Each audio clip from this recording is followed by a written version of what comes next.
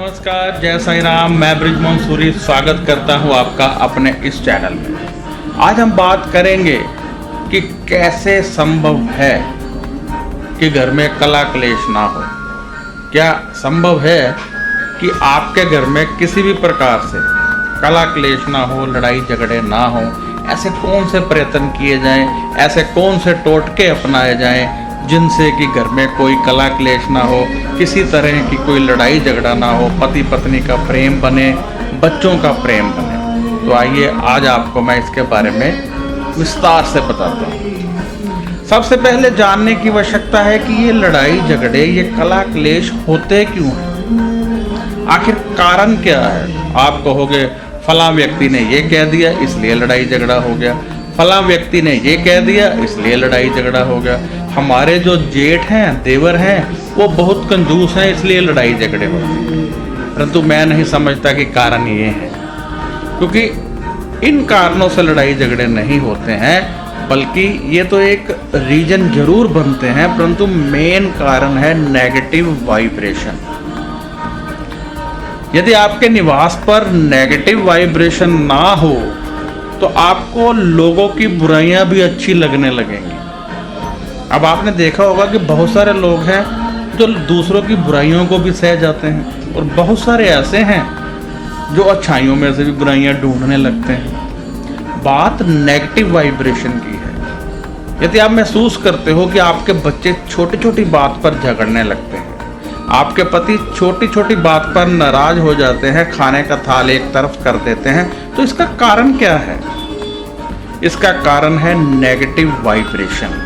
हमने परिवार में से नेगेटिव वाइब्रेशन को दूर करना है। इसके बहुत सारे तरीके हैं।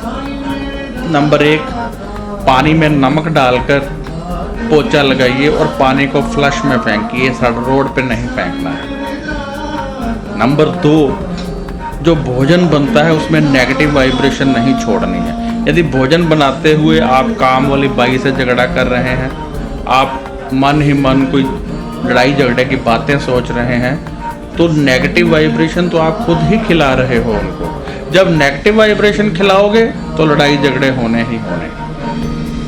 परिवार में रोजाना कोई परमात्मा के किसी तीर्थ स्थान का जल छिड़काव कीजिए, रोजाना कीजिए। घर में भोग अवश्य लगाइए, दूध आता है उसका भोग लगाइए, जो सामान आता है उसका भोग लगाइए, आटा आता है सीधा आटे का भोग लगाइए।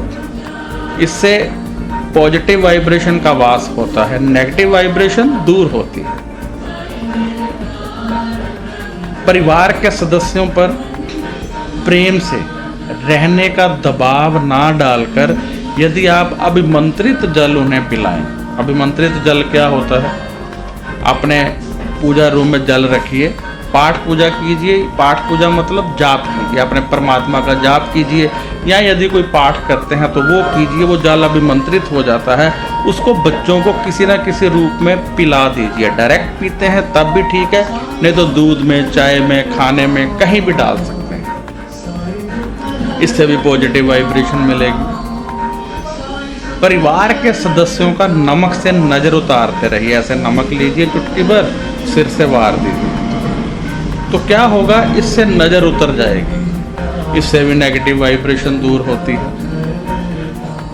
शुरुआत सुबह से कीजिए। जब आप सुबह उठते हैं तो आप सबसे पहले भजन लगा दीजिए। भजन लगाने से पॉजिटिव वाइब्रेशन आनी शुरू हो जाती है। परिवार के पूरे माहौल में पॉजिटिव वाइब्रेशन घूमने लगती है। सुबह सुबह भजन जरूर लगाइए और अपना मन जरूर खुश रखिए जब खाना बनाना है, क्योंकि यदि आपने खाना नेगेटिव वाइब्रेशन के साथ बनाया तो फिर कोई पॉजिटिव वाइब्रेशन नहीं मिलेगी। भजन लगाइए, जल का छिड़काव कीजिए, नमक से पोछा लगाइए, घर में भोग लगाइए, थोड़ा बहुत दान पुण्य कीजिए। फिर देखिए कि कैसे परिवार में लड़ाई झगड़े होने बंद हो जाते हैं। जब नेगेटिव वाइब्रेशन निकल जाएगी तो किसी भी प्रकार की प्रॉब्लम आपको नहीं आने वाली है।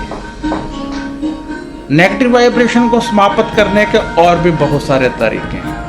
आप सुन रहे होंगे इस वीडियो के पीछे एक मंत्र चल रहा है। ये करीब 28-30 साल से मेरे निवास पर रेगुलर चल रहा है। इससे पहले कोई और मंत्र था, मैं बदलता रहता हूँ। तो आप कोई एक मंत्र, जितनी आवाज़ आपको पसंद है, अपने निवास पर लगा दीजिए, उससे भी पॉजिटिव वाइब्रेशन मिलेगी। लेकिन एक बात बता दूं आपको कि सबसे अहम है आपका भोजन।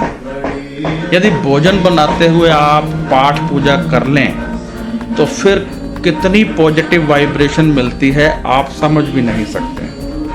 भोजन बनाते हुए आप यदि अच्छे ढंग से कर लेते हैं तो बहुत अच्छी पॉजिटिव वाइब्रेशन मिलेगी। इसलिए जब भोजन बनाते हैं तो आप पाठ कीजिए, जाप कीजिए, यानी राम जय श्री राम, ओम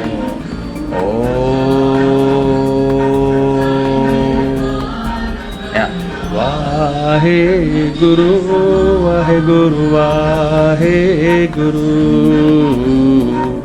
वाहे गुरु वाहे गुरु वाहे गुरु। पॉजिटिव वाइब्रेशन इससे उस भोजन में जाती है और खाने वालों का मन शीतल हो जाता है। सबसे अहम चीज़ ये है। और जो आप भोजन बनाते हो उसमें आप डालिए, कोई जल डालिए, जैसे गंगा जल, शिव जी का जल, शिरडी से लाया हुआ जल, गुरुद्वारे का जल, सरोवर का जल जरूर डालिए। स्नान का जल मत डालिए, क्योंकि स्नान का जल डालकर आप भोग नहीं लगा सकते। इसलिए भोग लगाना है तो उसमें और शक्तियाँ आ गई। तो इस प्रकार आप अपने परिवार की नेगेटिविटी समाप्त करने की कोशिश कीजिए। देखिए कैसी नेगेटिविटी है आपके परिवार में, जैसी नेगेटिविटी है उसका हल ढूंढिए। यदि किसी और प्रकार की नेगेटिविटी है तो मुझसे फ़ोन पे बात कीजिए, व्हाट्सएप पर लिखिए मुझे, फ़ोन पर मत कीजिए, फ़ोन मत करना व्हाट्सएप करना। तो मैं आपको बताऊंगा कि नेगेटिविटी आपके परिवार में यदि कोई स्पेशल है तो उसको कैसे समाप्त करना है। आपकी जन्म पत्री देखकर भी पता चल सकता है कि परिवार में नेगेटिविटी कैसी है, लड़ाई झगड़े क्यों होते हैं, बच्चे जिद क्यों करते हैं, आपके पति क्यों झगड़ा करते हैं।